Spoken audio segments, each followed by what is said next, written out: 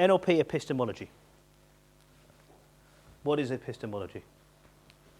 Epistemology is how we know what we know. And NLP presents us as a very good model for how human beings carve up the world, which we think is reality. What exists outside of you? So you're all sitting here listening to me. You know who you are. You're representing information outside of you. What exists outside of you? Where your body ends, what exists outside of you? The rest of the world. How do you know what's out here? This is the rest of the world. How do you know what's out here? You bump into it. Your senses. And that is all you know. Even the most advanced scientific instruments cannot measure accurately what is out of here. Because every time they start looking at the very small particles that this world is made up of, the particles behave bizarrely. And even the most sophisticated of instruments, they still can't measure the smallest of particles to understand the reality of what's out of here. So all we know that's out of here is molecules and particles that behave in a bizarre way. A group of molecules and particles grouped together and vibrate at a certain speed to create a form that is you. Simple as that. Might sound a little bit too simple. Through evolution, you've developed a sensory-based apparatus that you map inside you a visual representation, an auditory representation, a tactile kinesthetic representation, an olfactory representation, and a gustatory representation of the world around you. It is only a map. It isn't real. What you are seeing, hearing, and feeling right now is only a map. So here you all are, representing the world outside of you. You can see between 400 and 700 nanometers of photon light measurement that bounce off this being here, which are a set of particles that create a visual representation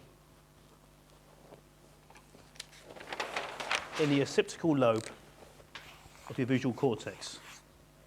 So here is your eye. Here is a set of filters. It's called them F1. We call them F1 filters, the first set of filters. Sensory-based filters that create a visual impression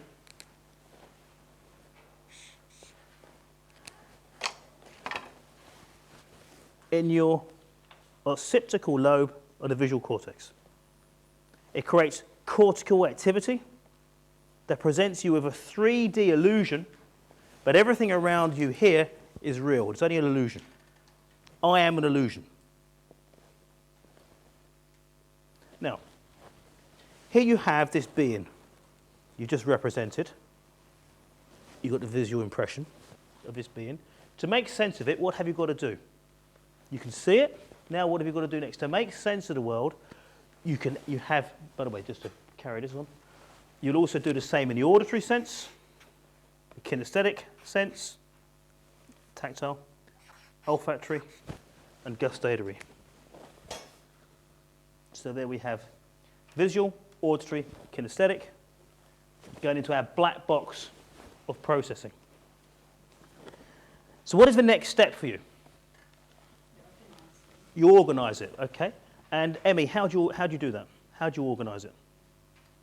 Depending on the filters I have. Depending on the filters you have. So after you've organized it through the filters you have, how do you make sense of it? Reference it. You're right, Ian. How do you do that?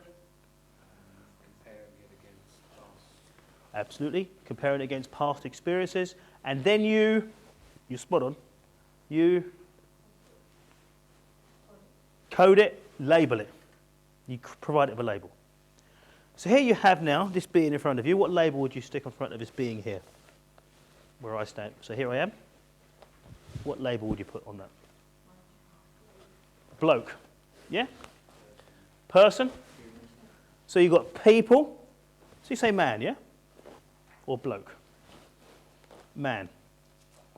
I am a man. A being. That's more abstract. I'm a man, yeah? Agreed? Everybody agree? Anybody got any doubts?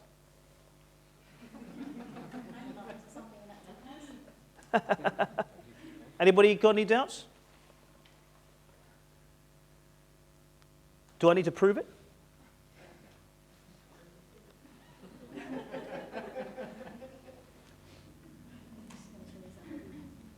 You know, yeah? But without any, pardon the pun here, hardcore proof, you know. It's an assumption, really. Very good, David. So what do you base your assumption on? Past experiences, yeah? So here you have him, this set of filters that occur in this black box of processing. After the sensory-based representation, you run it through a set of experiences, and arguably, depending on which psychologists you listen to, you'll have a representation in your unconscious mind of every man you've ever cast your eyes on, which creates a generalization for you as to what a man is. Katie, stand up a minute, please. Oh my God. Do you know, I've just realised you were on those CDs. I know. I just remembered, yeah. Now, is Katie a man? Is she a man? I'm giving it away. How do you know? Absolutely. Does she need to prove it? That's all you have to do. Because you know she's not a man for the same way. Inherent in your representations, you have a set of representations for every woman you've ever seen, and you would have this generalization. You see Katie, she doesn't fit this one, she's fitting this one. Agreed? Now, have you ever cast your mind on somebody that you're not sure about? Yes? Okay, very sure about that. And you haven't really got a reference point for them. And you look, is that a man? Is that a woman? So there is no reference points there. Now, when we're in...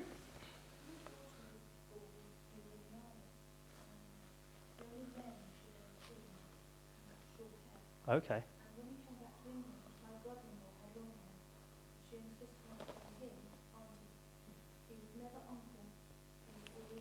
How old was she by the time she came here? This is fascinating. See, now her reference point, how she learned to code men, one of her, what she had learned here in the visual sense and had attributed the value judgment on it was that men have short hair, women have long hair. And that's how she had coded it. So anyone who falls in this set has got long hair. She sees someone else, despite having the other male features, which could be a deeper voice, wider jawline, and so forth. It's the hair was a crucial factor. And how long did it take for her to relearn, as it were?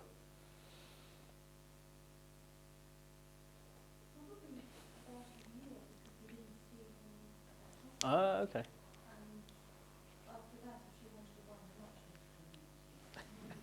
And does she still do that? Does she still do that?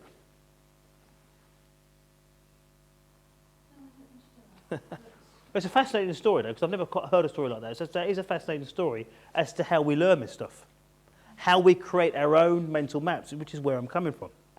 Because normally, my next statement was going to be, is when you're in the land of nouns, men, women, stools, flip charts, hats, it's a lot more cut and dry, although not always. But it's not always totally cut and dry because we'll attribute different meanings to different nouns. Or, for example, someone already said bloke. Now, bloke is a bit different from a man to me. Yeah, it's kind of a bit of a connotation to a bloke. I quite like it. You know, so a man has got no. If you say man, there is no value judgment on man. It's almost an impartial statement of someone who fits the male genre. Yeah. If you say bloke, it's got a different connotation of a group of people who fit the male genre, hasn't it? So that noun has got a slightly different meaning in this part of the world. It could have a completely different. It could have a complete. Like nouns are fascinating. The most fascinating nouns there are swear words. Yeah, because they mean so much to us, and they can really hit you. But if you don't know what a swear word means, if you're from another culture or another country, and I just had a great time with this. Anybody speak Spanish? Yeah? Right, so in, for example, Mexico, cabana is a very bad word. Now, it doesn't mean anything to most people here. Does it? Very bad. But it can be built in a friendly way into a presentation. But in Mexico and the United States, and I'm saying this just from a study of nouns, by the way, and how we organise our world, they have got no reference point for the word wanker. Now, so you laugh at this. So if I say good morning, if I came in here this morning and said to you, first thing, or just imagine this, if I come into you the first thing and said to you, good morning, wankers. What sort of response would I got? Now I know you a bit, but you'd have thought, crikey. Good morning, wankers. Pardon? Good to be with your company. Yeah. Now, in Mexico, but meant, I told them what it meant. I said, if I come in and say, good morning, wankers. Oh, yeah, wanker. Oh, hi, wanker. Yeah. And every now and again, we were just playing games with language, and every now and again I'd shout, and we're in a public place. Every now and again they go, wanker! And we'll go, wanker! But it meant nothing to them. Now, I could never say, I don't mind saying wanker in front of a group, because only in the metaphor. But I would find it very hard to say, motherfucker, right, in front of a group of people. I couldn't say that. Because it'd be politically incorrect, and people might get offended, and so forth. But cabana, I could say very easy.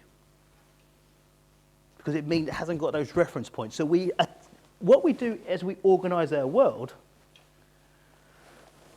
we attribute meaning to these nouns, and some of them really, really hold us tight. So in a land of nouns, as I say, culturally in a land of nouns, it's less arbitrary. There is some flexibility there. But when it comes to the value judgments you put in front of the nouns, that is what creates your own mapping process.